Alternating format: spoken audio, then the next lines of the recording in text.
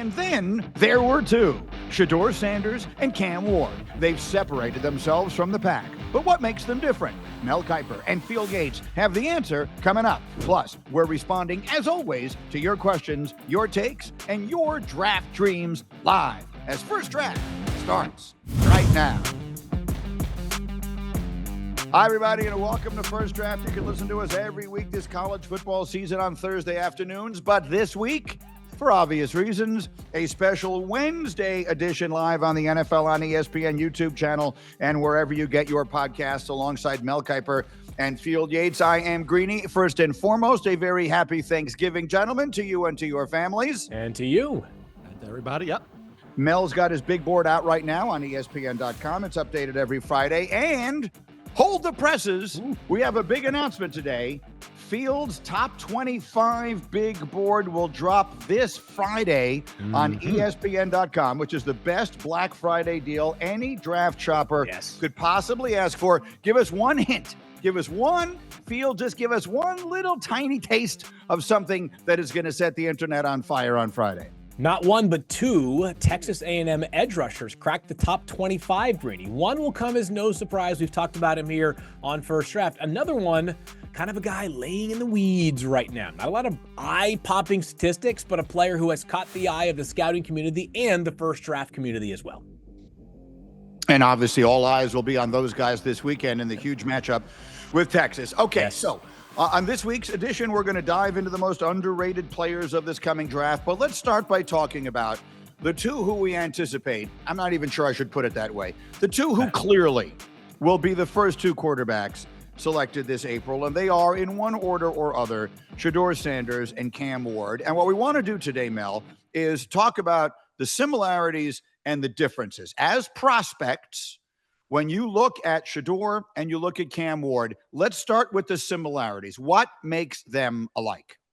I think really the experience and the fact that they've been at multiple programs. You think about Incarnate Word, then you go to Washington State, then you're at Miami for Cam Ward, you go to Jackson State with Dion for Shedeur, and then you come to Colorado, and yes, you have a ton of experience, a lot of starts under your belt. You had to adapt to different programs, different environments, and all of a sudden, here we are with the top two quarterbacks. Now, the way they play the game is different, but I think the experience factor, we talked about Bo Nix with all those starts, right? How important that is to come into the NFL. I keep saying Milroe, Nussmeier, go back, take as many snaps, get as many reps, be in college as long as you're possibly allowed to be there, and then come into the NFL. So I think it's been beneficial to Peyton Manning, Eli Manning, a lot of others, certainly beneficial to Bo Nix, Michael Penix Jr. waited out, played a lot of football. To me, these two, Shedeur Sanders and Cam Ward, will be, from an experience standpoint, Field, ready as they can be for the National Football League. Yeah, experience definitely one sort of thread that ties them together. The other one that I will note, Greeny, is that I think these two exude incredible poise, and poise in really difficult moments. And I think you can kind of tell that story in a couple of different ways. So let's start with Shedeur Sanders. And I think there probably are some great advantages to growing up as the son of Deion Sanders, right? I mean, he probably had everything available to him that was within grasp or within reach, right? He lived a very, very good lifestyle growing up. On the other hand, there's an immense amount of pressure being the son of Deion Sanders, right? Deion, one of the greatest athletes in the history of planet Earth, right? The guy was a two-sport star. He was obviously one of the greatest football players of all time. He comes with a larger-than-life personality, and the reality of what Shedeur Sanders has faced over his past 3 years, 4 years in college is that everybody wants to see him, not everybody, a lot of people want to see this player fail. They want to see him fail because they are turned off in some ways by the brash nature of Deion Sanders. And instead, Shedeur Sanders has handled all of this with a ton of grace for the most part. Right? This is a guy who has met the moment so frequently. We all know, because we've talked about it a million times, the offensive line is a major issue for Colorado, and yet they keep finding ways to win for the most part this season. So I do think the poise shown by Shedeur is perhaps an under-discussed trait.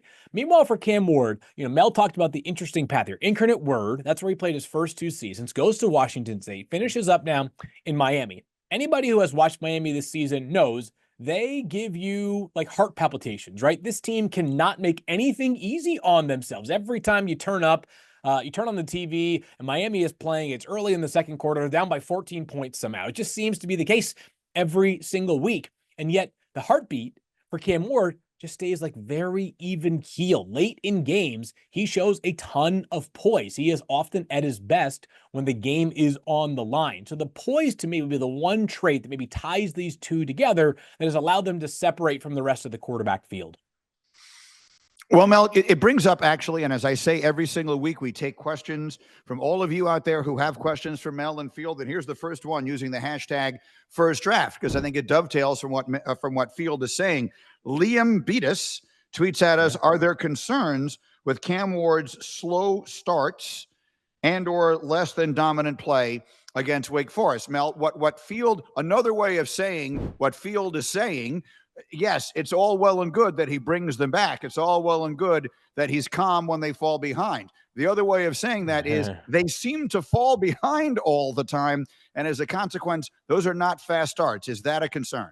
Liam and Greeny and Field, we're talking about a quarterback who has had moments where you say, is that going to translate? Is that going to be something?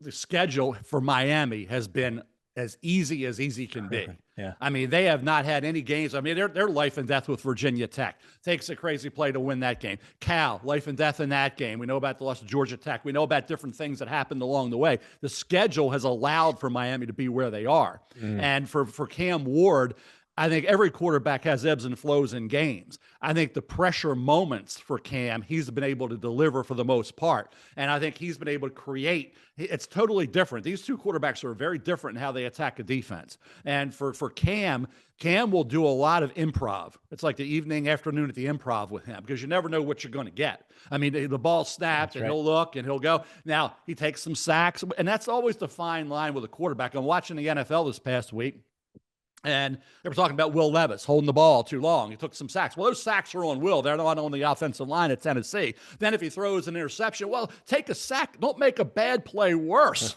Just take the sack. Why are you throwing it up? You can't win with some people, right? It's a quarterback. That's why it's so hard to play that position. And I always say somebody's going to be 1, somebody's going to be 32 every year. And those guys that are at 20 to 32, maybe injuries, issues, something went awry, but it's that fine line. And both these quarterbacks, you look at what Cam's been able to do in terms of improv, it's going to put you in a position where guys are flying, and then what happens? You get a strip sack, you get a fumble. And to shore that up, and he has for the most part. But I think for Cam, in the NFL, you don't get 10 seconds to run around and do what you got to do. I mean, you got to be instantaneous. You got to see it, hit it, get it out. And I think that's the one thing. Cam likes to do a lot of things that take his time, bide his time, and then let it go. In the NFL, it's a different ball game. So I think that's the one thing he's going to have to adapt to. And I think certainly the gunslinger, I don't care about the unorthodox delivery. We always like different arm angles. Did it affect Phillip Rivers, Kerry Collins with the delivery? The ball gets there, and he throws at all different arm angles, and he's used to doing it. And he's been used to being in these positions for a long time. He was at Washington State. They weren't going to run away from Hyde from a lot of teams. So being in close games, that's the NFL. Every damn game in the NFL comes down to the last 5 minutes, 10 minutes, fourth quarter, comebacks. I'm scared the Ravens hanging on because of an onside kick with a 2-touchdown lead becomes a 7-point lead, and there's pass interference called, defensive. It's a nightmare. So the NFL, you better be able to deal with fourth quarter pressure and close games week after week after week, where it's hard to win in the National Football League on a consistent basis. So look at Kansas City. Look how many close games Mahomes has had. So this is why for Cam and for Shedeur, particularly Cam, to be in this situation, I see it as a plus, Field. I think because the schedule has been easy for the most part, but they've been in close game after close game. That Wake game was close for the most part. I don't think that's going to hurt him. I think it's going to help him once he gets into the NFL. Yeah, so here's what I would say. We talked about this. I feel like we've talked about, we had this conversation in some ways a season ago with some prospects where it was like, do you put more weight in the fact that like they're always there when it matters at the most, or they get themselves into that dilemma in the first place? And by the way, Liam, great colleague of ours here at ESPN over at the ACC network. So he has been watching this Miami team very closely throughout the season. Here's the reason why there is some cause for concern is that I would argue that it's not exclusively on Cam Ward that Miami has had some, let's call it unconventional starts, but Cam does have to refine the decision-making, right? He has had some careless turnovers this season that I think he must improve upon because they will not lead to games where he digs himself out of a hole at the NFL level. they will lead to games where all of a sudden his pro team is down by 21 points and the game is basically over before it has gotten started. I think some of that decision-making, though, is a byproduct of Cam hearkening back to where he was at Incarnate Word and also Washington State. He's having a great year this year, to be clear. That team, neither of those programs, was nearly as talented as Miami is right now. He's got an NFL running back, Damian Martinez, an NFL tight end, Elijah Arroyo, at least one NFL wide receiver, and Xavier Restrepo, right? This team has plenty of talent. That's why they're very well positioned right now to make the college football playoff. I think, though, Greeny, that sometimes what happens with Cam Ward is he feels the need to put the Superman cape on too frequently, and it leads to some bad decision-making, which has led to Miami falling behind. Not exclusively the reason why they fall behind. They haven't played great defense. Special team has been an issue. You name it. That being said, Cam's pressing the issue early in the games is something he must clean up going forward, because the margin for error at the NFL is not nearly the same as it has been this year against that cupcake Miami schedule. All right. So look, I don't usually read the statistics, but as we are describing the ways these guys are similar, I want to make a point of just how similar the numbers are. Cam Ward is first in the nation in touchdowns with 34. Shedeur Sanders is second with 30. Cam Ward is second in the nation with 3,700 passing yards. Shedeur Sanders is 300 yards behind. They both have 7 interceptions. They both have 4 rushing touchdowns. The similarity as prospects are easily to find. Certainly in those numbers they are. So people are going to make decisions. People are going to choose one over the other. Mel, where do those differences come from? How will teams choose between Shedeur and Cam Ward, both coming off of monster college seasons? Right. Do you like the improv and the reckless, or you do like more structured? Yeah. And for Cam Ward, again, you got to realize the NFL, these guys are going to be right there. They're going to be within. They've got long arms. They're looking. They know how to play this game. They're the best in the world. What he gets away with at Miami, you're not getting away with in the NFL. So he's going to have to clean up some things and be a little bit more secure with the ball. 2 hands in the pocket, not hanging it out here like a loaf of bread when you're moving around and you think it's all easy and I can escape here and I can slip slide here, go left, go right, and then let it go. In the NFL, too many things are happening. It's cluttered. And that's where I think he's going to have to learn how to deal with that. Shedeur has had to deal with a cluttered pocket, and a pocket that crumbles around him, and he takes hit after hit after hit. I love the fact that despite all the sacks, despite all the problems he's had to deal with in the pocket from an offensive line, if they aren't allowing pressures and sacks, they're holding penalties. I mean, it's ridiculous. He's getting hit. He's coming back, but he's not turning it over. And I think the 2 hands on the where he's been schooled throughout his life is in the pocket. There's going to be guys all over the place, left, right, up the middle. They're going to be behind you. They're going to be coming at you. The slipping and sliding with him, just that subtle little move up and back and up in the pocket and then back and then to the left, to the right, head up. We talked about that with Jaden Daniels from the first year at LSU to the second year. Head up. Don't dip your head. See the field. Shedeur is able to do that. Then it gets down to taking too many sacks. That dreaded comment, that cliche, takes too many sacks. Well, again, strike a balance. Strike a fine balance there. And that's the thing that these young quarterbacks are gradually going to learn. The problem is a lot of these analysts, these people to cover the game, don't think they expect rookies and second-year quarterbacks to be playing like they're 7-year veterans. And they hold them they don't grade them on a curve. I guess that's what I'm saying. They don't grade them on a curve. It's like you are supposed to be as good as a 7-year veteran, but you're playing like right now. Okay. The bottom line is, that's the way excuse my language, but that's the way they say you're playing like crap. And I get away with crap. Okay. You're playing like crap. Both work. But you should be playing here, and you should be more consistent. So I get so frustrated when and disgusted when I hear that. I think for Shedeur and the pressure he's had to deal with. I remember when he walked in that first time to greet everybody at Colorado, and he was there, and he said, "He's coming. My father's coming. He's coming." And it's just he's had to deal with this. The show, I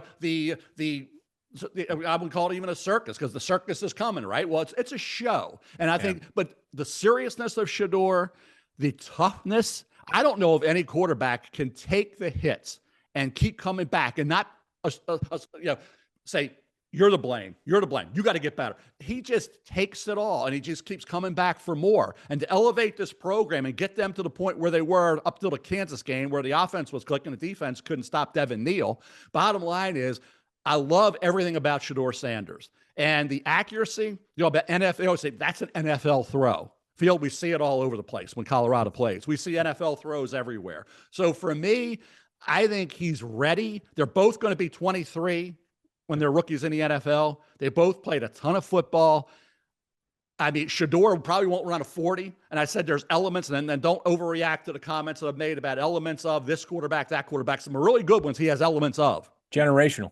Yes. So exactly. You said it, I didn't. But at the end of the day, I gave Shedeur for all the things I've just said, Field. And I don't know where you stand. I haven't seen your ratings. I give the edge to Shedeur Sanders slightly over Cam Ward. Shedeur right now, and I'll give you the big board. Shedeur is at 4. Cam Ward is at 10 on the big board. Yeah, I'm lower overall on these two players. You'll find that on Friday, but it's 14 and 17 for me, with Shedeur being ahead of Cam Ward. I don't have the same conviction that I did on those 3 quarterbacks last year. As I thought about the comparison between these two players, I thought about the 3, to me, most important traits in a quarterback, and then a few others that I just wanted to dive into, kind of paint the picture for those that haven't watched these players closely. The 3 most important traits, in my estimation, for a quarterback right now: decision-making, accuracy, and second reaction plays, which we'll dive into a little bit more in just a moment. Decision-making, I think, is obvious. You can't make good decisions. You're going to turn the football over. You can't do that. You won't keep your job in the NFL. I would say that Shedeur Sanders has the better decision-making portfolio. He is just a more consistent decision-maker. He is more protective of the football, even though they have the same number of interceptions. I would argue that some of Cam Ward's interceptions were, quote-unquote, more avoidable than Shedeur Sanders. As far as the accuracy is concerned, accuracy is not measured merely by completion percentage. It is part of the story. It's far from the full extent of the story. Both of these players, as of right now, are completing over 67% of their passes. Shedeur is 3rd amongst qualified FBS passers at over 73%. I love that part about Shedeur's game. I like the ball placement more. That, to me, is a real edge that he has, is that the difference between a slant that goes for 7 yards and a slant that might go for 37 or 77 yards is putting the football in the right spot for your receiver to make a play after the catch. Shedeur, great strength there. I like to see it more consistently with Cam Ward. A few too many throws, dirted, guys on the sideline that could be, making a catch. Instead, the ball is coming a little bit shorter at their feet. So that will be an edge towards Shedeur Sanders as well. Second reaction plays, though, that's where I think that the Cam Ward takes the edge. And what I mean by second reaction plays is that when things do break down, do you have the athleticism to navigate either inside or outside of the pocket and impact things with your legs? And that, to me, is where Cam Ward has the edge. He is, as Mel said, an ad-libber, an innovator. He finds ways to turn nothing into something. So these two are fairly close to me. They have been for much of this season, but I am sticking with 14 and 17 on the overall big board right now, Greeny, because I just can't get to the same level I was at with the 3 quarterbacks last year who, by the way, especially with Caleb Williams playing the way that he is right now, all look the part of guys who are going to be excellent players for a long time. Just because they're 4, like Shedeur's 4 and Cam's 10, they're not rated and graded as high as those quarterbacks. You're right. But in this draft, who are you going to put ahead of Shedeur? I mean, I don't know. Some of these guys haven't yet done it. I don't want to spoil the entire big board, Mel. Some have done it well, you just said 14. I'm just going by what you said about your numbers. Yeah, for those numbers, Field, I don't know what the update's going to be. I think who's ahead? Shedeur is, and that's what I struggle with. Why are these guys ahead of Shedeur and Cam Ward? Hey, last year, grade-wise, yes, the 3 last year were graded ahead of the quarterbacks this year. But in this draft, you can only deal with who's in this draft, the players that are in this draft. And to me, Shedeur, I could only find 3 that were better and more prepared and better to the most important position in sports to deal with that. And I will say this, the 2nd and 3rd pick in the draft right now, we have the Giants at 2, the Raiders at 3, right? Yep. What are the Giants organization going to look like? Is it still going to be quarterback Dayball? Is it the Raiders head coach, quarterback coach, coordinator, all that's going to be new? That's going to be interesting because those are 2 teams that are going to take a quarterback. And you have the Jacksonville Jaguars at 1. It could sit there at 1 and say, hey, if we're still picking one, come and get them. But if Giants or Vegas ends up being number one, they're taking a quarterback. So we would, and then Travis Hunter becomes a Jaguar some way, somehow, right? So it's going to be interesting to see how the next, 6 weeks of the National Football League play out to see who is at 1, 2, and 3. Right now, 1 is Jacksonville, 2 is the Giants, 3 is the Raiders, and 2 and 3 are taking a quarterback. So Shedeur and Cam Ward, whether we grade them at 10, 17, or 100, they're going 2 and 3. No doubt.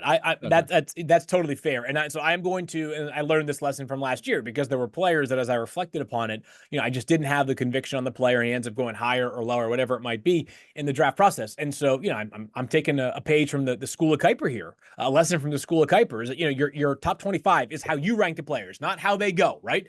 And so for me, Greeny, and we'll dive into this so much more next week because I will have the full top 25 available at that point. There were just players at different positions where the path to becoming an all-pro, which, by the way, like the odds are against every player becoming an all-pro when he is drafted, right? It's the best at the position, and there's at maximum 3 at that position every single year. The odds are always stacked against you. But if the odds are, let's say 15% for some of the guys ahead of Shedeur or Cam Ward, that's still a decent percentage for a guy entering the NFL. So that's where I landed. We'll dive into it more next week. But I have been consistent in feeling like last year was the right year to need a quarterback. This feels like the year in which we're going to force the issue. But that's okay. It's good for us on this side of the business because it will create a lot of intrigue leading up to April 24th. Yes, I feel if there's one thing I continue to say every single week, it's not about how good the draft is. It's about how good the players are relative to each other. Yes. Teams are going to draft first, second, third, fourth, 17th, regardless of whether these players are as good as they were a year ago or will be a year from now. I want to finish this topic with one more Twitter question. And Field, you've been sort of dancing around it, but let's get specific. Trafalgar Law, whose handle is actually I ain't laughing though, wants to know where these quarterbacks would currently be ranked in last year's class. So you just mentioned it. The 4 guys that we've seen play all look like they have a chance to be really good. Yep. The order in which they were actually drafted last year, to remind everybody, was Caleb Williams 1, Jaden Daniels 2, Drake May 3. Then dealing in just the quarterbacks, Michael Penix went 4th, J.J. McCarthy went 5th, and Bo Nix went 6th. Looking at it from that framework, Mel, if you have Shedeur Sanders rated higher than Cam Ward, let's just use him, where would he slot in for you amongst those 6?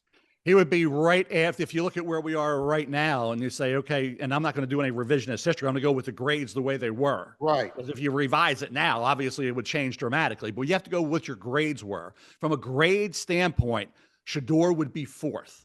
Okay. Shedeur would be 4th behind the elite 3 and then fall in right there with McCarthy, Penix, and Nix. Penix Jr. and Nix. That's where Shedeur and Cam Ward would fall. That grade would be closer to them than it would be to the top 3.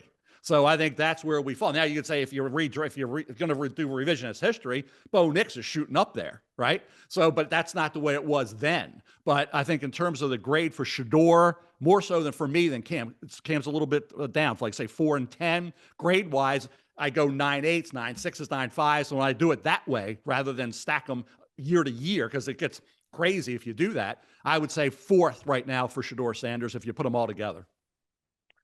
I would have him. I almost want to say Greeny 4.5. And what I mean by that is like somewhere between 3.5 and 4.5 in this regard. So my top 4 were not exactly as it was ordered. And just to remind people, this is our grades prior to what we have seen right now, because I'm sure there are some Broncos fans out there, Oregon fans, people that just follow the NFL saying, are you seeing what Bo Nix is doing? We're seeing it. All right. He's been excellent. He has been fantastic for the Denver Broncos. 1, 2, 3 last year, Caleb, Jaden, Drake. And then I think it's a Shedeur Sanders, J.J. McCarthy debate. And J.J. is such an interesting case because you talked to Mel, said like the thing that ties Cam Ward and Shedeur Sanders together is the experience. What was the reality of J.J. McCarthy last year is that, and I know that we're a year removed, it's not important anymore, but one of the questions I kept coming back to in the pre-draft process for J.J. was, what's the one throw, the one game, the one drive where you said to yourself, stamping this guy. I am stamping this guy as my quarterback 1, 2, 3, 4, whatever it was. You know, Jaden Daniels, we talked about so many different games, right? I mean, whether it was the Missouri game last year, that loaded Missouri defense, and he basically wills LSU to a high-scoring affair, etc. There just wasn't that moment or series of moments for J.J. McCarthy that I felt as strongly about. He would be sort of neck and neck with Shedeur Sanders. J.J. a better athlete, a stronger arm. Shedeur much more experienced, more polished from the pocket. That would be a very healthy debate for me. Okay, let's move forward here. So those are the top 2 quarterbacks in this draft. We'll see how many more wind up working their way into round 1. History tells us there will be several, whether they should be there or not. We'll get into all of that. In the meantime, let's dive into now the most underrated players of this 2025 NFL draft. We will do them. Then we're going to do the players who have some ground to make up, players who desperately need to finish strong. Mel, this was your suggestion and a very good one. But let's start with underrated. Mel, give me a player who people aren't talking nearly enough about. It's rare, guys, that you see a defensive tackle at a program for 6 years. I mean, we've seen quarterbacks stay for a long time, 6, 7 years, but you had a redshirt year in 2019, COVID year in 2020. They don't count. Then 4 straight years of playing really solid football at Nebraska, and it's Ty Robinson. Number 9, Ty Robinson, 6'6", 310-pounder. I love the strength and the way he pushes that pocket. Stats, and I think it was great the other night. I think Chris Collinsworth was talking about it with Jalen Carter. You can be a disruptive dominator, and the stat chart isn't going to show it. The stats aren't going to reflect how much you meant to that defense, how much you meant to that football team, and allowed everybody else to have success. Jalen Carter is dominant, but Jalen Carter's numbers, what did he play? If you didn't watch the game, you wouldn't know. Ty Robinson's one of those guys, and his stats have improved. His production has improved from a number standpoint, but he's always been a guy, when he's out there, boy, you better have 2 guys on him. You better know that he's going to push it, and he's going to play ferocious football from start to finish. Ty Robinson, to me, and this is a great defensive tackle group where some guys are going to get lost in the shuffle. Walter Nolan have been a little back and forth. You saw him last week. He's out there making plays. He's out there dominant. So, again, these guys have all flashed. They've all been guys that we said, boy, on a certain week, I like this guy a little more than that guy. But I'll tell you what, Jake Toye at UCLA, nice player. You think at that 10 spot to try to cut it off at 10 is impossible. I feel awful just not having 11, 12, 13, 16 in that top 10 somewhere. But to me, Ty Robinson in that second round is going to be a guy that really comes into the NFL. He's going to be, I think, 24 in May. Yeah, it's not like these quarterbacks. We talk about quarterbacks because they played so much. He'll be a 24-year-old rookie, but he will have a ton of experience, and he will have everything from a technique standpoint, an experience standpoint, knowing every trick in the book to get after the quarterback, stuff to run on the way to the quarterback. I love the way Ty Robinson plays. I think second round for him would make a lot of sense. Big Arizona kid, right? He's that's just a powerful. They got a bunch of those guys that kind of fit that same mold. I'll start down in TCU by way of the Bayou. Jack Bech. This guy, baller, having a great season this year, up over 1,000 receiving yards at wide receiver for TCU this season, which, by the way, has another receiver that we've talked about, Savion Williams, who's kind of become this jack of all trades for their offense. They've really needed a spark. He's given them that.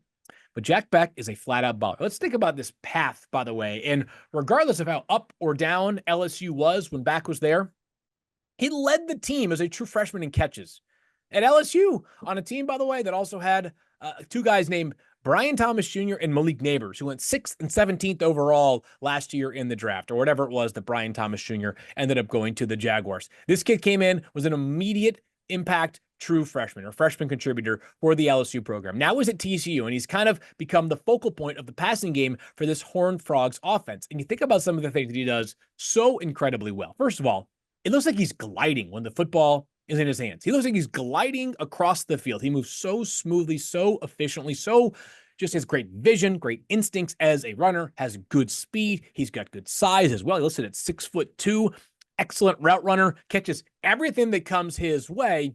This wide receiver class is going to be very, very interesting for this reason, Green. I don't know if Mel agrees or disagrees with this. I think we have 3 that stand way up here. And we've talked about them already. Travis Hunter and Tet McMillan and also Luther Burden. That's my order. It's probably, an order that could be jumbled a little bit. Feels like a gap from there. Feels like a decent gap from there to wide receiver 4, whether you're Mecca Abuga, whether you're Isaiah Bond, whoever it might be. But it feels like the value this year in wide receiver might be snagging one of those third or fourth round guys, because there are some darn good football players that will go somewhere in the third or fourth round. I think Jack Bech could be an example of that. Yeah, Jack's an interesting guy because he was a kid. Notre Dame wanted him, Texas wanted him, and TCU wanted him out of high school as well as LSU got him. And he ended up going to TCU. He's got size. He's got the ability. Going back to his LSU days, and I watched it the other day because I didn't know you were going with this kid. I mean, he had a touchdown reception against Alabama. Remember, there was a couple games there where he was impressive. And then this year in September, I believe it was, 3 games there against, it was SMU, UCF, and Kansas. He had like 27 catches for a 19-yard average and 5 touchdowns in those 3 games in September this year. So the production for this kid is there. Like I say, Savion Williams, I've been using at that quarterback spot. He's a receiver from TCU, is going to be, I think, a second-round draft choice. When he tests out, Savion Williams is going to be tested out off the charts coming out of TCU. But this kid has a chance to be one of those day 3 receivers that sticks in the NFL and ends up being a productive player. So let's keep it moving, Mel. Keep it going with your next underrated player here, and that's the defensive back out of Texas. Yeah, and I tell you, this kid for 3 years. I mean, I remember 3 years ago, he had 11 and a half tackles for a loss. And I'm thinking, this guy's popping. And I had an NFL general manager text me and said, watch that kid. This was it might have been 2 years ago, not 3 years, but I was watching. And I said, yeah, the kid's all over the field making plays. Hey, you can use him any which way you want a defensive back to be. He's done it, and he can get after the quarterback. He timed that out against Arkansas. He had a sack. He had an interception. He's breaking up passes. Shedeur Barron is a kid who has been for 3 full years as much of a difference maker, an integral part of that Texas defense as anybody. I love the way Alfred Collins is coming on, another defensive tackle, by the way, who's popping and getting being disruptive without great stats. Alfred Collins is one of those guys, falls into that category. But certainly, I think Barron, as that guy, Field, you can put him, and a defensive coordinator is going to say, just like we said about what I love about Cooper DeJean, you can do a lot of things with him. And look what he's doing with the Eagles right now. He's a hell of a player, number 33. So this kid, I think Barron at Texas will be. Cooper DeJean went second round. I thought he should have been a 1. Barron, to me, and I'm doing the top 25 for Friday. He's top 25 football player for me. But the grades may push him to 30. Will or make the 25? We'll see. He is no later, in my opinion, Field, than a second round draft. I'm kind of getting all these 2s, Ty Robinson and Barron. They're second rounders who are going to be saying after 3 or 4 years in the NFL, or after maybe 2 years in the NFL, why weren't they first round picks? Yeah, I got Barron a little bit lower than that. I think he ends up like late 2 in the early 3 range. I'm just not so sure the speed is there. He reminds me of, and I know Mel just mentioned Cooper DeJean. And Mel's the comp king, by the way, throwing out comps left and right. A little bit of, without the crazy, Chauncey Gardner-Johnson. Right? Like you kind of, is he a corner? Is he a safety? Is he a nickel linebacker? It doesn't matter. You can play him anywhere. He gets a lot of utility. He's got great instincts and ball skills as well, does Barron. I'll keep things moving along here. And mine is Billy Bowman Jr. So I was going to say Big 12, but they are no longer in the Big 12. Another SEC player, Billy Bowman Jr., and I think is perhaps an underrated safety class. We all talk about Malachi Starks, who we think is going to be, one of the first, call it 10 or 12 players taken in this year's draft, if not much sooner than that. Pretty good safety depth, though, in this class. And what I like about Billy Bowman Jr. is he is a center fielder. He's got great range. The ball is somewhere within his eyesight. He's got a decent chance to get there. He's gonna put that umbrella on the back end of your defense. But he's fast and he'll hit as well. This guy is unafraid to initiate some contact. Now, does he have great body armor or see this Cam Chancellor size safety? No, definitely not. But he is unafraid to stick his nose in there. That much is for sure. Great leader. Guy's got A++ football character, been a huge part of Oklahoma's program. Massive win last Saturday against Alabama, a dominant defensive effort. I thought Billy Bowman, kind of one of the keys of that Brett Venables defense. Really like that player. I think he could be a second-round safety this year. All right, so let's fly through some of these now if we can. Those are some of the players that we think are the most underrated. Let's now go to sort of a flip side of this. That's just players who have to make up some ground down the stretch and finish strong. Players whose names I think most draft followers will be familiar with, who maybe haven't done exactly what we had been expecting or hoping for. And Mel, I think we can tee up our first one with an excellent question from Twitter. @Adruwo tweets, of the prospects currently ranked in your top 10 to 15, who has the highest floor or maybe the greatest boom bust potential? And when I read that, I immediately thought of Kelvin Banks Jr. Yeah, I think Kelvin Banks Jr., the expectation because of young Fielding Yates was my through guy. the roof for me. I'm looking at this guy's going to be a perennial Pro Bowler, which he has a chance to be. Cameron Williams, the right tackle at Texas, another guy with awesome talent. But Kelvin Banks Jr. has been doing it since day one. But when you get to the point where now you're scrutinized, you've had some rougher moments than expected. Okay, I would say the hiccups along the way where your grade drops. I had him way up there at 3-4 on the big board. Now he's right now at number 11 on the big board. So I say ground to make up. Texas is going to have plenty of opportunities. And you always want to grade players at least maybe just a notch higher or a little lower based on the big games. I don't want to put it all on the big games and the big stage and the opponents and all that because the career is a body of work. And I'm not going to have one game or two games determine whether you love or don't love a guy.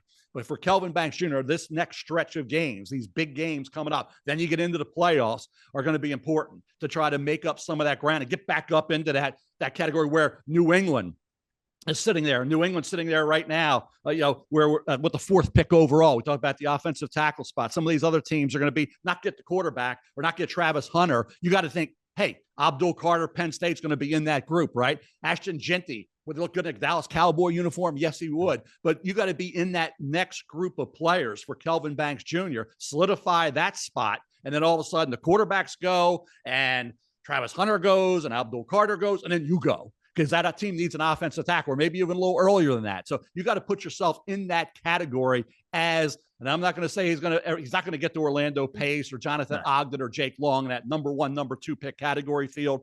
Now, I got a question. You loved him more than I did. You've always been higher on Cal. Where do you stand on him now? I think he has a chance to go 4th overall. And obviously the order is going to depend some on that. But I think that in some order, the most likely first 3 picks in the upcoming draft, in some order, Shedeur Sanders, Cam Ward, Travis Hunter. From there, I don't know that there is any other player that is a shoo-in to go 4th ahead of Kelvin Banks. Like, as you start to imagine some of the candidates, Will Johnson, would he make sense? Perhaps. What if a team already has heavy investments in a cornerback? What if you're a team that really needs a left tackle? If you're Jacksonville, are you going to say to yourself, we're going to bypass a left tackle who would be so essential towards Trevor Lawrence's growth? If you're the Patriots, you're going to bypass a left tackle for what Drake Mays had to play behind so far this year? Could it be maybe a Mason Graham? Yes, it could be. But again, same situation might apply there. Is there a team that says our need is bigger elsewhere? So I think 4 to 8 is pretty much the range there for Kelvin Banks. I'll continue to come back to this. Yes, the Georgia second half is what I think some people will point to, where Mykel Williams, who, by the way, also maybe one of the 10 best players in the entire country right now that is draft eligible, got him on a couple of reps. That's a game in which Texas is playing behind. Georgia's saying we're going to tee off, let it fly, and just rush because we've got a 2 or 3 score lead. And Mel, last year you were always telling people about this. I don't care that J.C. Latham had a hiccup against Michigan. This guy's fantastic, right? You can't just put one game under the microscope and say this guy can't play. He ends up going 7th overall. And by the way, looks like he's going to be a long-time fixture for that Tennessee offensive line. That is this year's version of what happened to Kelvin Banks against Georgia. So I am continuing to be in on Mr. Banks. Let's go to another player then, Field, that you feel needs work, and that is Denzel Burke, the corner out of Ohio State. Yeah, so this one, by the way, this is no longer sort of answering directly to that question about players that's going in the top 10 to 15, because these Denzel Burke. The players, to be clear, these are the players who have some work to do between now and the end of their season. I mean, Mel, we came into the season thinking, what, Denzel Burke could be a top 50 pick in the NFL draft? Not the case based off how he has played so far this season. I just said you can't point to just one game and decide a player's fate based off of that. But it kind of felt like the crescendo for Denzel Burke's season was the Oregon game, in which he was totally torched, right? And that was kind of, that's been happening way too often this year. Both of these Ohio State corners, who are very talented players, we've talked way too much about negative plays for them this season. This most recent game against Indiana, Davison I'm going to screw up the last name, Igbinosun. Yeah, good job. Penalties. Yep. Way too many penalties, right? I mean, just you got to keep your hands to yourself. That's not how you can play defense in the NFL. Denzel Burke just way too consistently for a guy who is this twitchy, fast, pesky athlete. Just has not looked nearly himself in man-to-man coverage this season. He's on a day one guy. I don't think he's a day two guy right now based off what I've seen this season. This could be a day three prospect. Not the exact same thing because he hasn't run and all that stuff yet, but we had a Penn State corner, Kalen King, early in the process last year, thought this guy might be, top 25, 30, even top 50 pick. He ended up going to the 7th round. I don't think the 7th round is where Denzel Burke is headed right now, but he has to turn it around. And Ohio State could legitimately have, 5 more games the rest of the way against very high-level competition.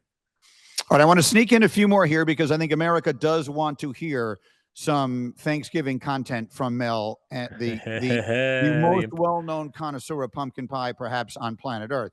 So I want to make sure we get a few more players in here. Mykel Williams is next. And Mel, I bring him up. Field just referenced him. When we started doing this podcast, the beginning of the season, I got a sense from you guys that he could be the first pick in the draft, that he had that kind of upside. So where are we with him now relative to players who have some ground to make up? He has still some ground, but you see the flashes and you see the potential of Mykel Williams. Remember, he had the ankle injury. Then he's coming back from that. He's working his way back to 100%. UMass. And it was interesting last week. A lot of these guys were popping. Mykel Williams, UMass, James Pierce Jr., Tennessee, against UTEP.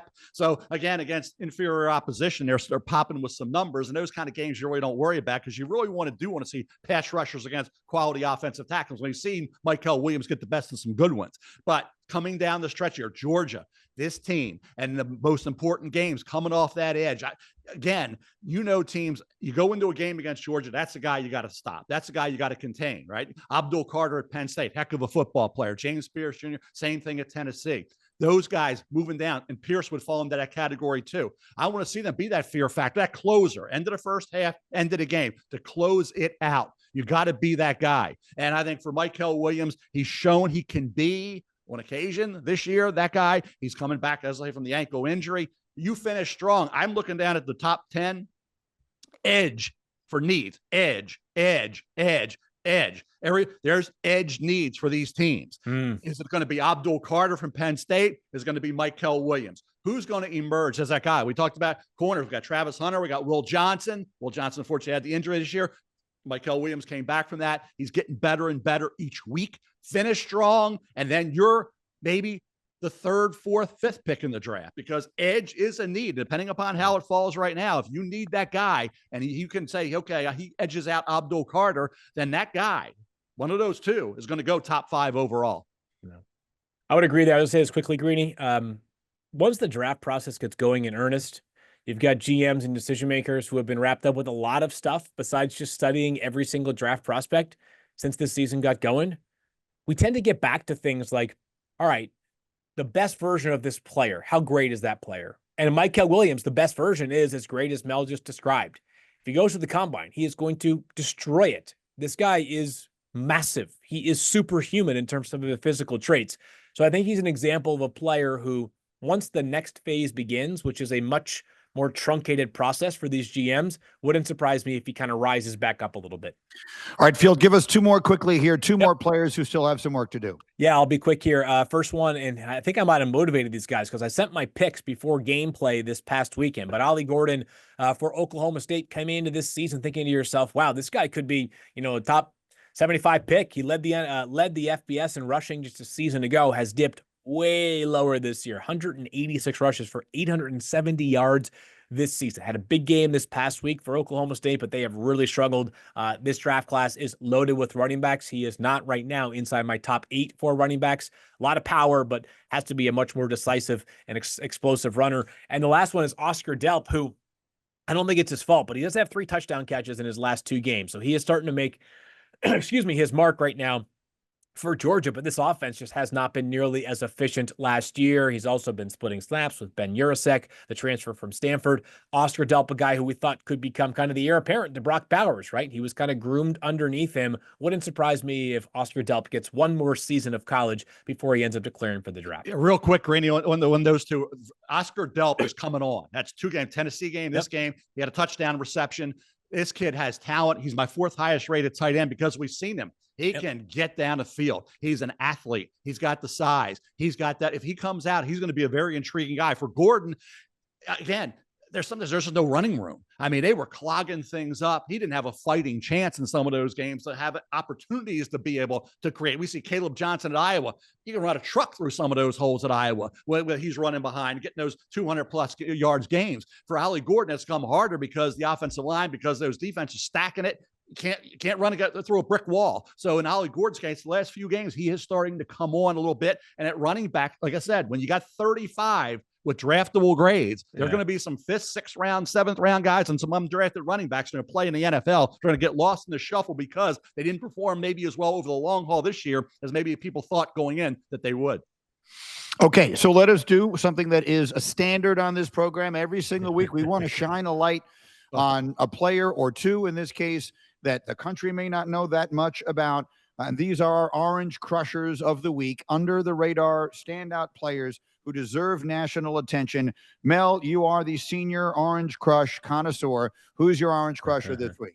I love guys that just every week show up. And if you're going to be an Orange Crushers never have a bad day. Okay. An Orange Crushers never, unless you go to the wrong place, you can get one. Yeah. Okay. No. The wrong place can give you maybe a C grade. But if you know the spot to go, you're going to get an AA plus Orange Crush, right? So in David Walker's case, you say, okay, lower level of competition. You better go out at Central Arkansas and you better be popping. You better be dominating those guys who are going to be AOGs, right? AOGs, I haven't said it in a while, another occupation guys, right? So again, for David Walker, Tarleton State this past week, he's in the backfield. He's getting sacks every game this year. He's been doing it. He's an all-time record holder. He's got bend. He's got power. He can close like a cat, and he's difficult for those 6'4", 6'5", 6'6" offensive tackles to deal with. And I think David Walker, when you get in to say early day 3, maybe even a little higher than that. We got to see how this process plays out, because this kid's a natural getting there after the quarterback field, and he plays hard. So I think from me, my Orange Crusher of the week, David Walker, outside linebacker, Central Arkansas. I like this, Mel. It's a good pick right there. You can use this stat here. Not even a stat, it's a fact. David Walker, 2021, when he was playing at Southern Arkansas, led the GAC in sacks and tackles for loss. And in 2022, when he moved into Central Arkansas, he led the ASUN in tackles for loss and sacks. Then they moved over to the UAC, still at Central Arkansas in 2023. What did he do? He led the conference in tackles for loss and sacks. Not too many guys can play in 3 different conferences and lead them in tackles and sacks in 3 consecutive years. He'll be at the Senior Bowl. I can't wait for that. My Orange Crusher of the week is Eli Stowers, Vanderbilt tight end, who's had quite a career path here. So Greeny, he goes to Texas A&M, is a highly regarded quarterback prospect, very good athlete, is at Texas A&M for a couple of years, doesn't really play at all. Obviously, Texas A&M has had no shortage of talent come through College Station. Then he goes to all the way out in New Mexico State, where he plays with Diego Pavia, who's now, of course, the Vanderbilt quarterback. He moves to kind of this H-back role. He's 6'4", 200 and some pounds, 25, 30 pounds. I'm not sure I buy the listed weight on the roster right now. This guy is smooth. He is buttery smooth. He's a heck of an athlete right now. And I'll tell you 2 things that have impressed me, because he has now moved to an unnatural position for him. First of all, unafraid to get after it a bit in the running game. Not afraid to get his hands on some people and, sort of get his nose dirty as well. He has been more polished as a blocker than I thought for a guy who probably hadn't really blocked much for the first 18 or 19 years of his life. And then he kind of knows what he's doing out there as a receiver as well. There's still some nuance and some craft that he has to refine, but for an H-back, tight end, fullback, whatever you want to call him, Eli Stowers, his versatility, very impressive. Yeah, and I do think just the H-back tight end group is super deep. And really Eli good. Stowers, right. For Vanderbilt, and I give Clark Lee a lot of credit to lose some of the guys he lost. Now, you got Pavia to come in from, obviously, New Mexico State, and a couple of those guys did. Eli Stowers, when you're a quarterback and you're highly regarded at that spot, and you're the athlete that this kid is, and then you transition to another position, and you show you can block, you show you're aggressive enough and tough enough to do that, and you can make those catches you need to make and show the speed and the athleticism. Eli Stowers is still a work in progress. He's getting better and better, and the talent level he possesses, the way he could test, again, some of these guys are going to get lost a little bit in the shuffle, because when there's so many, some players get a little overlooked. You can't take them all. You're going to get great value at running back. You're going to get great value at defensive tackle. You're going to get great value at that H-back tight end spot this year in the draft. All right, so let's finish by first and foremost wishing everybody who spends some time with us every single week a very safe, healthy, happy Thanksgiving. We hope that you get to have some time with your families. We are three lucky guys that you get to see sitting here every day, filled with your two beautiful daughters. My kids are healthy now and they're grown. Mel, adding Blakely, your granddaughter now. So first and foremost, obviously, we are all thankful for that. And we are thankful for everyone who spends time with us. Now, when it comes to Thanksgiving, we always tend to think of food. Field, I'm going to offer you a wager here. I've talked to my friends at ESPN Bet, and they've put a total. They've got an over-under for Mel, 3.5 pieces of pumpkin pie on Thanksgiving, starting with the beginning of the morning. So that includes breakfast. Oh, okay. Working your way through. So that's a full Thanksgiving day. Which way are you going, Field? Are you going on the over or the under here? Yeah, I'm taking the over because I do know what's going to happen here is, Kiper, rather than treating himself to the Cool Whip with fat, he's going to say, something, Greeny? If I go fat-free or Cool Whip light, whatever you call it, diet Cool Whip, I can have as many slices as I want. One for breakfast, 1.5 for lunch. Then you come back around 2, 3 o'clock, maybe halftime of the Bears-Lions game, and you finish off that third slice, and then one more after Thanksgiving dinner later. That's what so 4 pieces minimum for Kiper on Thanksgiving. I wish you could. I wish you could bet as much as possible on that. I would be ready to launch. Okay, I would be launching. I would. What's it? Boosting, Greeny? You talk about? Yeah, boost it, baby. Boost it, baby. Yeah, hey, I say that to my kids all the time. I will go through a large pumpkin pie in one day. So forget pieces. I ever made pieces, that's 8 pieces in one day, no problem. The fat-free whipped cream makes me feel good. Also, not eating the crust makes me feel good because all the hydrogenated oils are in the crust. Okay, so you don't want that. So you feel good after eating a whole pumpkin pie because I'm an idiot. I'm crazy. Kim will tell you, Lauren will tell you, and Blakely, I'm sure already knows, her grandfather's nuts, that he's gonna feel good about eating a whole pumpkin pie because he had fat-free whipped cream and he didn't eat the crust. I'm sorry, fat-free, okay? That's what it was. Yeah. But you know what Kim always says? You know how much sugar's in that pumpkin pie that you're eating? Do you know how much? Who cares? At this stage, who cares? Yeah, it hasn't slowed you down yet, has it? Doesn't matter to me. Yeah, I'm eating a pumpkin pie. I'll be eating it hopefully till I'm 150, which I know I'm not going to get to and nobody's going to get to. Bottom line is pumpkin pie over 3.5. You should have said, Greeny, I'll tell you a number you should have said. Over 6.5. Wow. Oof. Over 6.5 would be the number I would give because that 3.5 is a steal. It's a lock. Yeah, you remember there was a group. I remember there was a handicapping group called SCORE up in Boston, Massachusetts back in the day when I was just a kid coming up. And this is like the late 70s, 80s. And they had a lock of the year every year. Everybody keyed on that SCORE's lock of the year. I remember friends of mine were getting their board up. How much you want? How much you want? How much you want? Well, the SCORE's lock of the year. All these guys, I'm thinking, these guys are crazy. And it would win every year. And the bottom line is the lock of the year is over 3.5, 4.5, what else for pumpkin pie. Piece. Even if I didn't know I had to beat that going in, that number is ridiculously low. I would say 6.5, 7.5, and I'm going to soar well over that. I guarantee you. Wow. Well, it does remind me of the legendary Yogi Berra line where someone brought a pizza and said, just cut that into 4 pieces. I'm not hungry enough for 8. So it really is a question of how we cut the pie. But if you're telling us that you're going to go with an entire pumpkin pie on Thanksgiving, which is very much on brand, I would say, then I think by anyone's measure, that would be over the 3.5. Field, what's the one thing you're most looking forward to eating on Thanksgiving? So I was, the thing is that like, if I said some other iteration of pie, I might get in trouble. So while I do love pecan pie, not pecan, I will go with, something. I got to give my brother a lot of credit. I don't know why he does this. He's a father of 3 and he cooks he deep fries the turkey in peanut oil. It's a very laborious process. The weather in the Northeast this week is not looking particularly great for being outside for several hours, but I will appreciate my brother's labor over this turkey. He does a great, great job. So my older brother, Taylor, shout out to you for your work ahead. Greeny? Wow. You're the first person I've ever heard name the turkey. Everybody always looks forward to something. Did you hear Orlovsky's take? He said, if I wanted turkey on Thanksgiving, I would just go order a sandwich, which is the most on-brand thing of all time, by the way. And one thing, guys, I want to get your opinion on this. I'm a huge, how they have that gravy boat that they always come out with? Yeah. I need about 3 or 4 boats. Okay. I'll go through. Don't you own 3 or 4 boats? When you go to these guys, you go up to family stuff like that. You got to just a little bit. You can't go crazy. I would go through that whole daggone gravy boat on one shot. So I'll get over and under on gravy boats in a Thanksgiving for me. If I could do as much as I wanted with gravy, would be 2.5.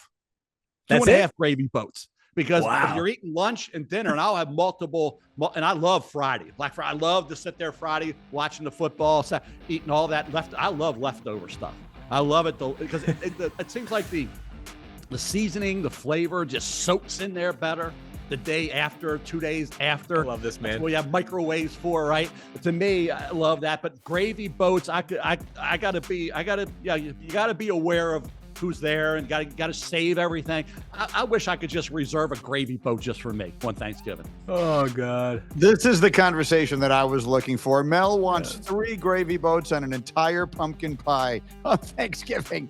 And so with that, we wish you all a very safe, healthy, happy holiday. Thank you so much for spending time with us today and every day that you do. Do not forget that you can like and subscribe to the podcast and tune in generally every Thursday during the season for full NFL draft analysis, and keep those questions coming on Twitter X using the hashtag #FirstDraft.